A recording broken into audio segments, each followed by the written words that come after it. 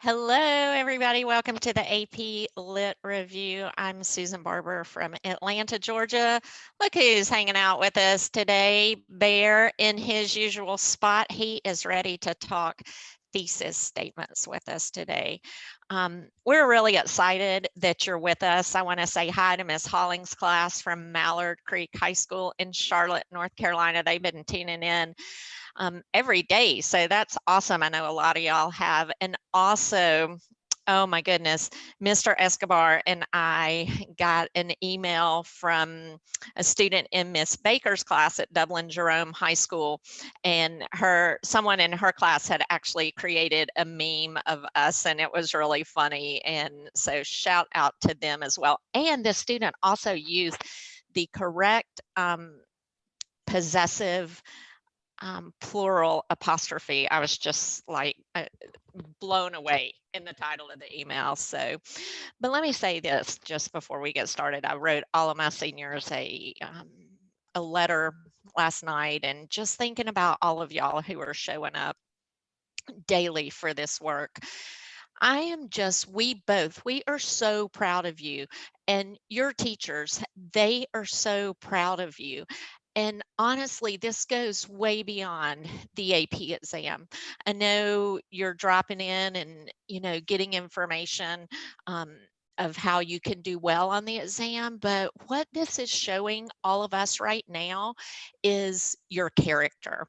It's not really about the test, but you're choosing in a time where just, you know, um, you've had a lot taken from you. Instead of just saying, oh, forget this, you're showing up. You're choosing to engage your mind in some work every day. And that shows to us that your students of good character. And I love that. We love that. We are proud of you. Your teachers are proud of you. Enough of my mini sermon today.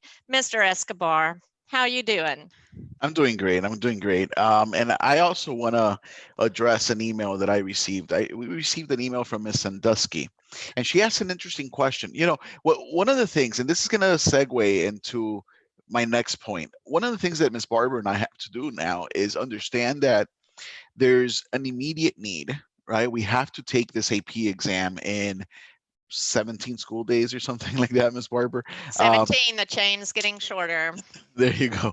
But we also know that these videos are going to live in perpetuity out there on the internet, on YouTube, and we want them to be a useful tool moving forward and not just for this specific test administration. So Ms. Sandusky asks a question about incorporating contemporary novels into the AP English Lit curriculum. And this is actually something that is difficult to do, I think, sometimes for teachers because they might inherit a classroom, they might inherit a book room, they might inherit a shelf, and those are the books that the students use, and the students don't necessarily purchase novels annually. And that's a struggle, right? Because if what you've inherited is just Hamlet, Pride and Prejudice, Heart of Darkness, and Wuthering Heights, then that's what you're going to teach every year. And the other thing is that we're so busy as teachers. We're grading, we have our own lives, we have our children, we're planning, we have meetings, we're teaching for half the time, sleeping for a little bit of the time, and cooking and cleaning and all. So when do we sit down to actually keep up with new books come out every Tuesday, right? So what are the great books out there? So my answer to Miss Sandusky, I think, is multifaceted here. Number one, yes, absolutely, you want to incorporate contemporary literature. As a matter of fact, you'd be doing your students a great service because the exam, the constitution, the composition of the exam uh, relies more heavily towards more contemporary texts than older texts. And um, it might be the hook. They might be more interested in some of the more contemporary topics, perhaps. But then the other aspect is, where do I turn to? So what I do, because it's some of us don't even have bookstores around anymore. But if you happen to be lucky enough to have a bookstore near where you live, you walk in and it's overwhelming. It's so daunting. I remember walking into Blockbuster, right, and what that felt like when you wanted to rent a movie. These students don't know what Blockbuster is. I recognize that, but that was for Okay. the teachers, and some teachers may not know either. But I go to book awards oftentimes. I see the not just the winner, but I look at the long list and the short list for like the Booker Prize, the Nobel Prize, for any major book award, both in the United States and internationally. And that's where you're gonna get great novels. One of the things that I'll warn you about is some of them can be really long, and it depends on what you want for your classroom. I typically wouldn't go to a 700, 800, 900 page novel in my classroom. I want to get through 300-page novel and then move on to writing or short fiction and poetry. But that's a great source for finding new works. Just watch out for book length, because sometimes it is more than what I would want to handle in my classroom. As a segue into these videos being useful forevermore, maybe, yesterday we were remiss in not mentioning that this year's prompt will not mention the author and the title. And we received a few emails from some of you out there concerned about whether you were getting mixed messages or mixed signals, or if we had just forgotten. And it's something that we should have mentioned yesterday and we didn't. But we want to show you, for example, what it would look like. This was yesterday's homework. The following excerpt is from an 1852 novel by Nathaniel Hawthorne. Now, notice that, interestingly, last year's prompt, and this is the 2019 prompt, if I'm not mistaken, Ms. Barber, chime in, please. Okay. It didn't mention the novel title, right? Now we can figure it out. They're on Blythedale Farm, but I don't know how many students would have got into Blythedale's romance, right, from that. But if we were to take this prompt and convert it to what we might see this year, it might just look like this. In the following excerpt, Mhm. two characters who have been living on the Blythedale Farm, et cetera, et cetera. So for author, date, title, maybe we just won't have any information there, but it doesn't take away from our purpose for yesterday's lesson, which was, let's focus on the prompt. Let's see what the components of the prompt are. Let's see what's being fed to us, what's being contributed to our understanding of the passage, which then we can put to good use for our interpretation of the passage.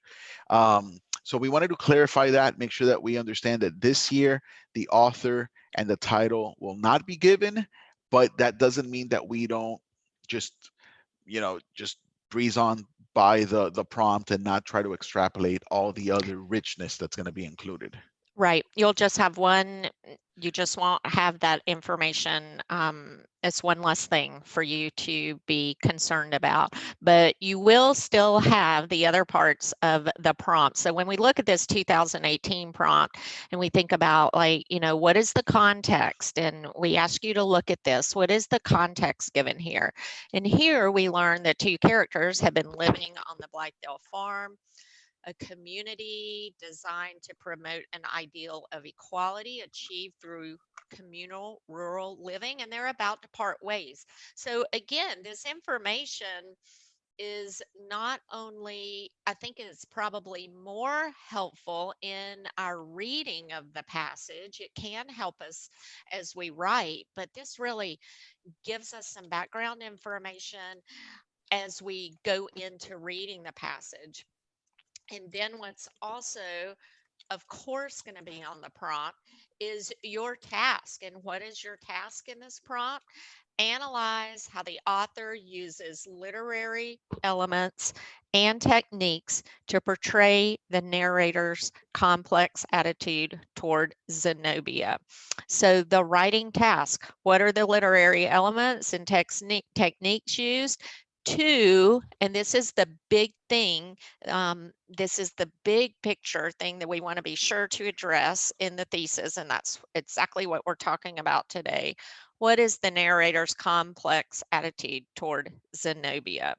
So that's your writing task. We spent a lot of time yesterday thinking about how do we break down a prompt, and now that we know how to break it down, let's talk about how to write a thesis statement. And if you'll remember, we've already talked about this in one of our prior lessons. It was when we were doing like Unit 9 and finishing up that unit on longer fiction, but the premise, it's still the same. A good thesis is a good thesis. It is a good thesis. And so what we're going to focus on today is how do we write a thesis statement that conveys a defensible claim, super important, about an interpretation of literature. And this goal from the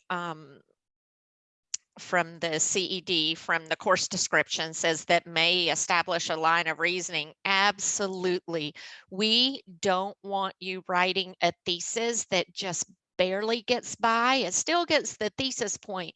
But what we want to do is help you know how to write a thesis that's going to set you up for a good essay, a well-organized essay. That's the goal of today's lesson. Absolutely. The richer the thesis, the richer the essay moving forward.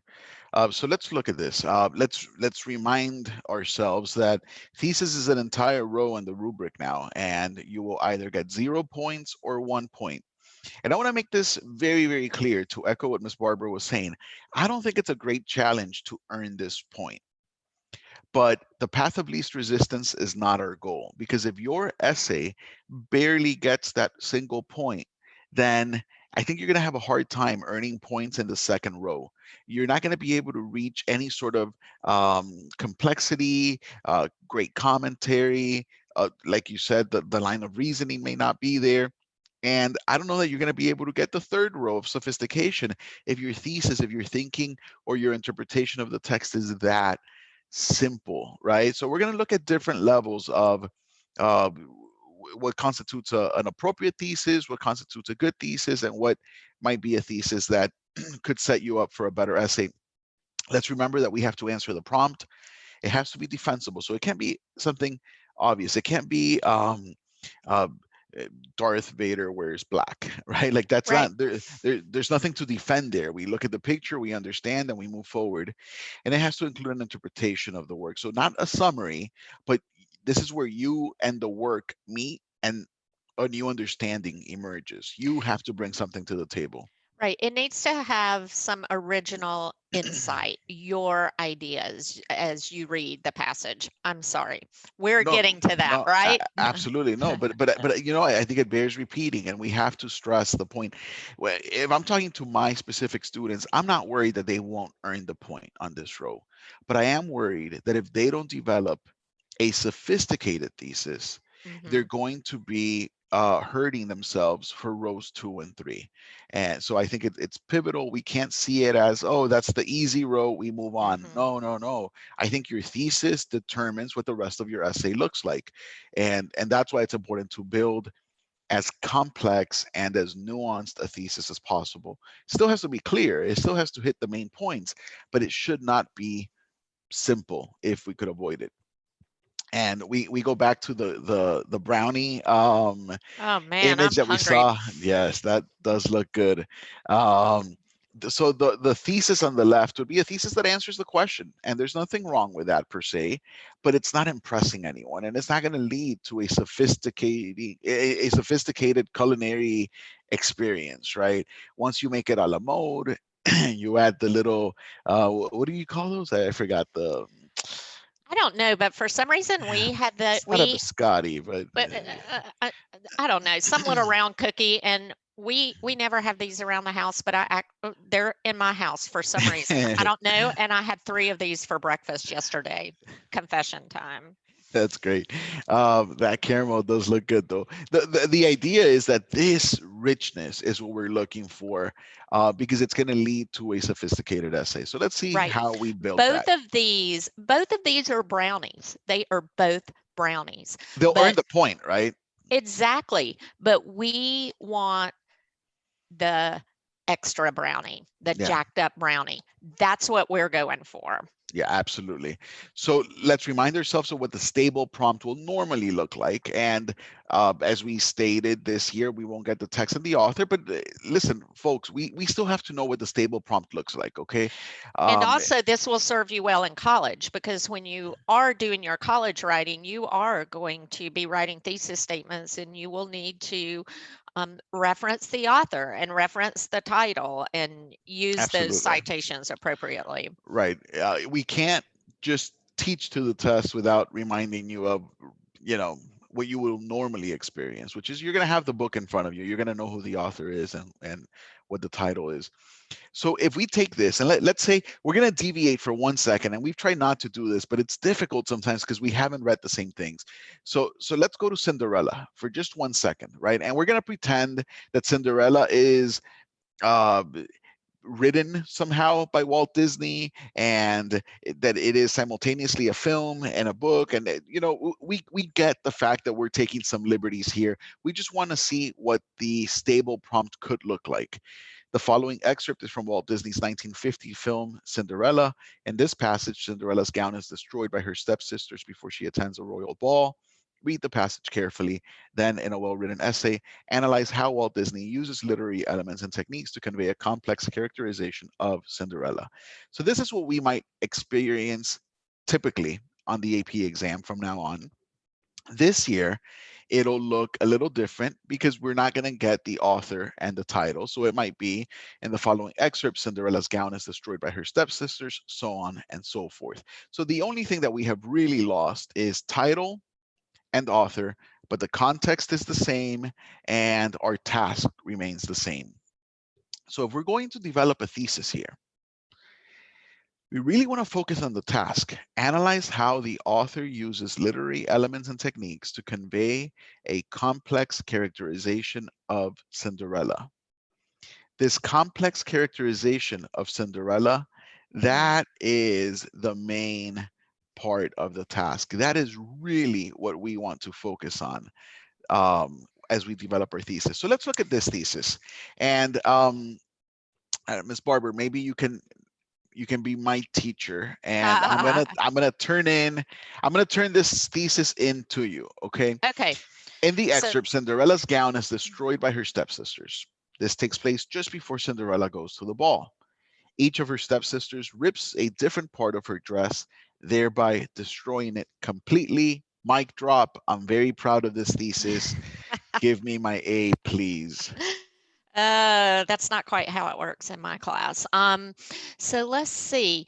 Have you answered what is the complex characterization of Cinderella? Have you addressed that at all? Or have you just given me some factual information about the story? Well, I tell you that her stepsisters rip her dress. Right, I, which I is, I'd be upset if my brother ripped my suit. So but you maybe she's don't, upset. say that here, do you? Yeah, but you know what I mean. No, no, no, no, no, no, no, no, no, no. You have to tell me specifically what you mean. So really, I would say with this, you have summarized some of what has happened in the story, but you have not told me how the characterization of Cinderella is complex. And what we don't want to do is we don't want to be banking our thesis point on implied messages that you're sending. You need to be very specific with that. Okay, can I try again? Absolutely. All right. I'm not liking you so much anymore. Ah, Cinderella's gown is destroyed by her stepsisters, as shown in this excerpt. Cinderella's reaction, haha, I got you there. Cinderella's reaction when she is attacked by her stepsisters reveals her complex attitude, her character. Yep. Her behavior tells us much about her character. Hey, Again, mic drop. okay. You are making some steps in the right direction, but we're still not there, because now what you've done is you have summarized a little, and now you've pulled in some of the language from the prompt. Right, but I tell you that she has a complex character. But you've not told me how it's complex.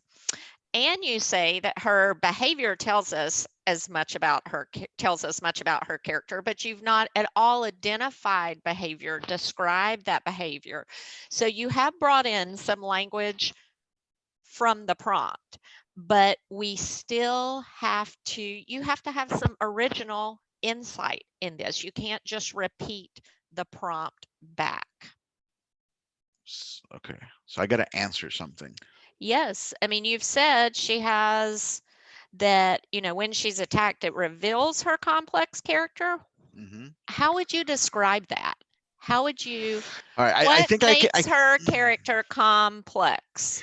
I think I want to That's focus what on I want how you to she tell me. reacts. Okay, let me see. Let me see. In the passage, Cinderella's gown is destroyed by her stepsisters. Cinderella's sadness when she is Mm. attacked by her stepsisters reveals her character. Yeah, now we're getting somewhere because now you have given some original insight. You've told that she's sad. You've told how she reacts to this. Does this get the point or not? In my class, I would say it's hard to define something as complex if I'm only using one word to Right. describe it. Because if I'm only using one word, her sadness, that makes it seem simple, but yet we're going for complex. So we want to show maybe some contrasting ideas, right? Yes, but do I get the point? What would you do, Mr. Escobar? All right, so here's where we break out of character, right? We're back to being our normal selves. I'm with Miss Barber. In my classroom, I'm not going to be satisfied with a student turning this in, because I think that if a student can get to this point, I can certainly take them to the next level. Now, students, this will get you the point. And Okay. I would say this, because there is in this year's scoring, you don't have to have, your thesis does not have to be in the very first paragraph, and it can be throughout. So we may have this sentence in the first paragraph, and my guess is a student writing this would go on and further expand upon this in paragraphs to Right. come. And And that's not that what we're would, suggesting you do, right? We're no, suggesting you no, definitely nail the thesis in the introduction. But a reader, readers are familiar with this. Readers are the people who score your exams. They're familiar with this expression: reward students for what they do well.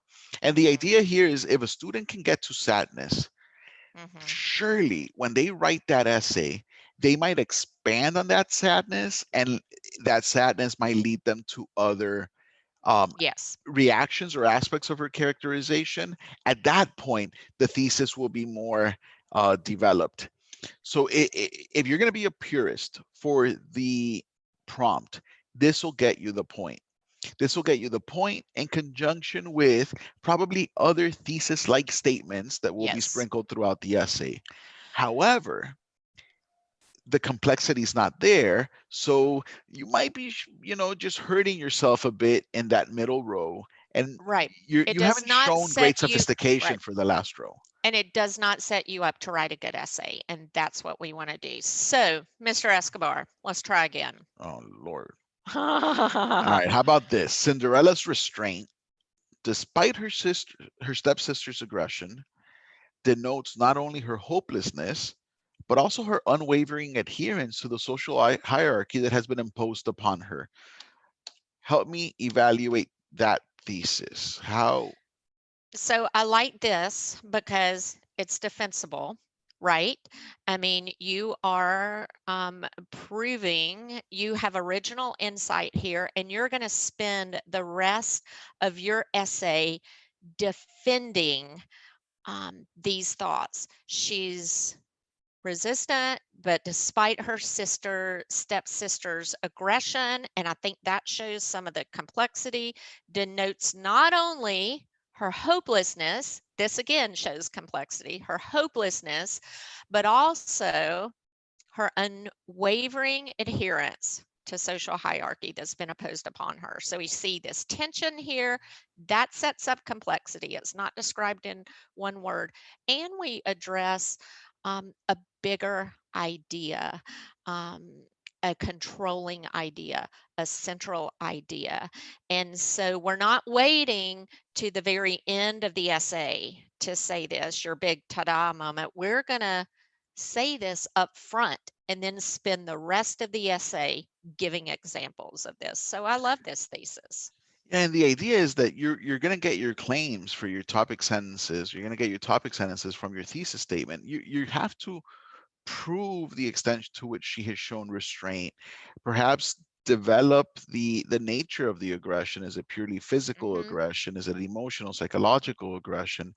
Why does she feel hopeless? And what does that hopeless do to her character? What does that hopelessness, sorry, That can be do? a whole body Or that paragraph can be right there. something else, right? Mm-hmm. And what about the social hierarchy and the fact that Yep. it's been imposed upon her? The fact that it's been imposed upon her already tells you something about her position within the society, that she is being forced to live within a system. There's a lot here that we can pull from to develop body paragraphs, as opposed to that other thesis that would get you the point where we just said that she is sad. Right. And I can write one body paragraph on that. It'll probably include a lot of summary, um, but I don't know that the complexity of interpretation will be there.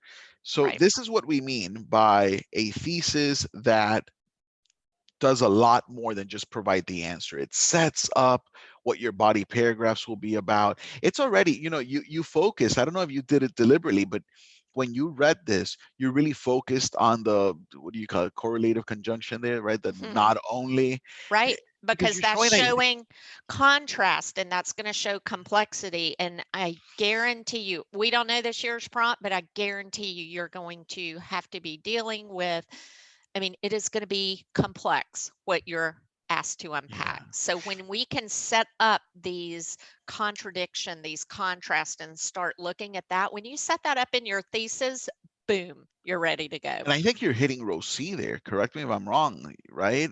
You're showing a degree of sophistication in both thinking and composition. Um, We probably need to do a whole lesson on sophistication, don't we? yeah, yeah. Yeah. So yeah, I mean, obviously that will set you up to write well in row B and row C. Right. So let's see where we are here. Now, for this one, we're leaving the author name and the title because we're going to be using student samples, Hmm. and the student samples from released exams, from actual Exactly. administrations. So we don't want to mess with the prompt, because the students' thesis statements are genuine. So they're spelled in context. They're retaining the information from the prompt. So just bear with us. We just want to see different types of thesis statements. And let's see if we agree on what earns the point or not. So here's student sample one. We should read the prompt perhaps, right? The following excerpt is from William Dean Howells's 1885 novel, The Rise of Silas Lapham. In this passage, you will read about the experiences of two sisters, Penelope and Irene. Read the passage carefully, then, in a well-written essay, analyze how Howells uses literary elements and techniques to portray the complex experience of the two sisters within their family and society. Student sample one. From an excerpt of his The Rise of Silas Lapham, William Dean Howell portrays sisters Penelope and Irene as dependent on their family, yet Mhm. independent from society, through selection of detail, words focused on self-reliance, and a significant shift in tone in order to challenge why we feel the need to constantly seek the acceptance and adoration of others, but also warn against the dangers of living in an overly sheltered life.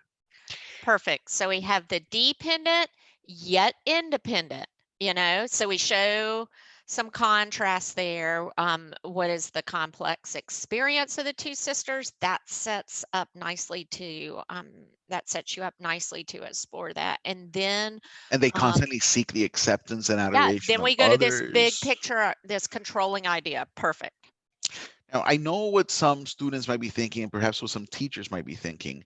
There are some errors here, right? There's some grammatical errors, there's some construction errors, but that's not Students are what we're writing a rough assessing, draft. right? Right. This Right. is a rough draft Right. under examination uh, uh, constraints and nerves, Yep. and we're only dealing with row A. Correct. Right, there is a point in the rubric, and we can address that in another video, that talks about, if an essay is not showing control of mechanics, or there's a line that cannot be passed for those, particularly in that second row.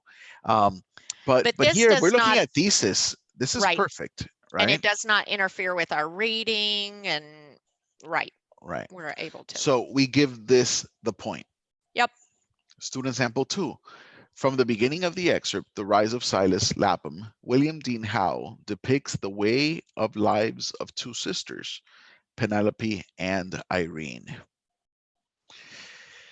So this one does not earn the point. This one, and it's not because of its length.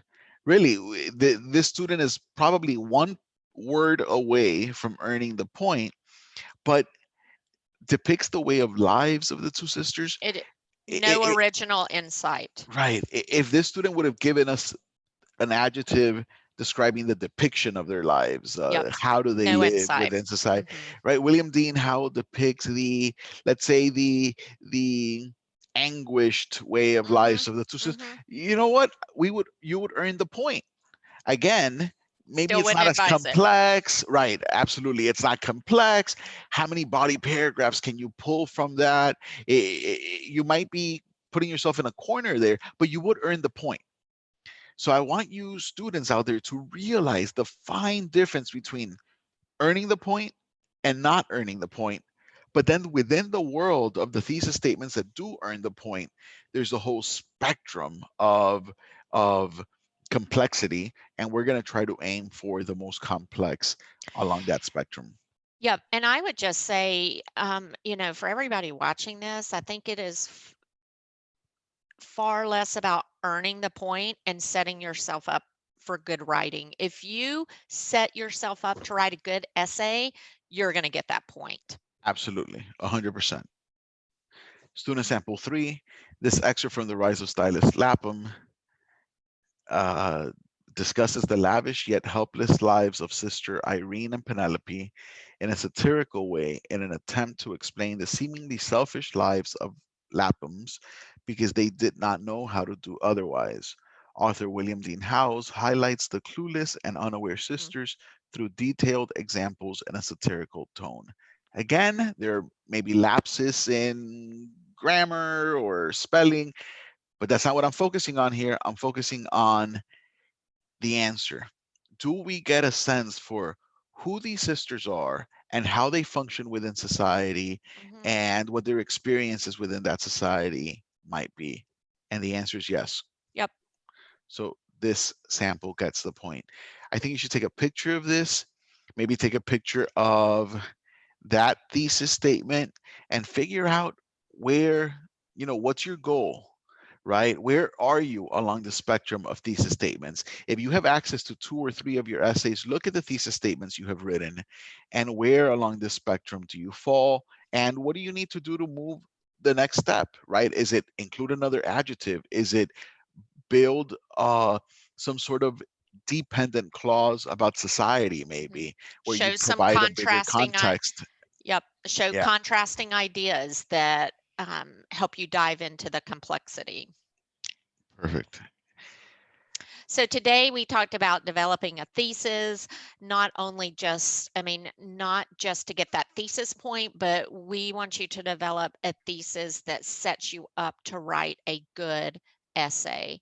So it needs to be defensible, needs to have original insight, and it needs to, you may not specifically spell out your line of reasoning, but it should be a statement that you can establish a line of reasoning from. And of course, it has to answer the prompt. Has to answer the prompt. I'm always so sad at the reading when I read some really insightful essays on a About some text that other don't yeah, answer the prompt. yeah. So be sure you answer the prompt. So tonight we are going to have you look at the Hawthorne, what you looked at last night, the Blythedale Farm passage, and write a thesis, right? Or maybe write a couple of thesis statements, and we'll talk about them tomorrow. I'm going to show you some examples from this tomorrow. So that's what we're asking that you do tonight. Go ahead. Yeah, I just want to say one thing, because we did go in and we eliminated the title. Sorry, the title wasn't there, but we eliminated the date and the author from the first statement, but I see we left Hawthorne in the second one. So technically on this year's exam, you would see then in a well-written essay, analyze how the author uses literary elements. All right, so we're trying to modify the prompts as much as we can so that they match what we might see on the exam. So that's one that slipped by us, but I'm Yep, sure and you can you'll just catch it. use, yep, and you can still refer to the author as the Yeah. author, even though Yeah. you don't know who it is. Tomorrow we're going to look at these thesis statements, and tomorrow is one of my favorite lessons. We're going to be talking about how do you organize an essay. So this goes back to line of reasoning.